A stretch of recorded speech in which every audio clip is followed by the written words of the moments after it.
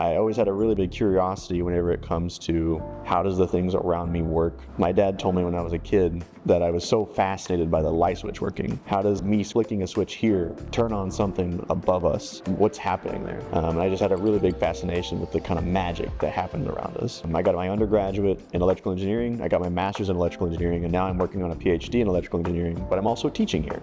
My dad worked at Baldor, which is where they make electric motors. And I was like, I want to do something with electricity, but I never truly really understood what it meant or what that means until I got here. I teach Circuits 1 and digital design. Circuits 1 is a intro to electrical engineering classes. It's how we first learn Ohm's law, you first learn circuit analysis. It's your real introduction to the major.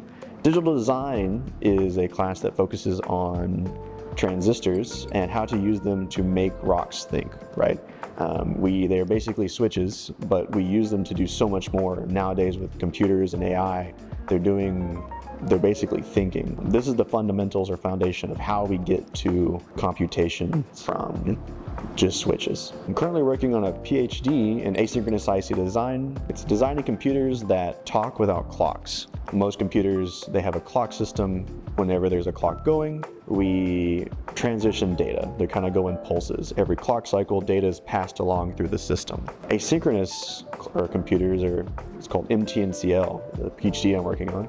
It works based off handshakes. It holds the data for the next piece of hardware. The hardware accepts the data, and they kind of bucket brigade data along the system.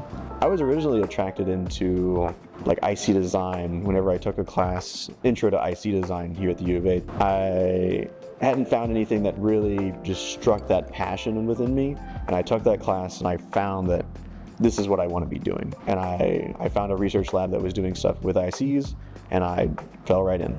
I work on a farm, or I own a farm, I raise cattle.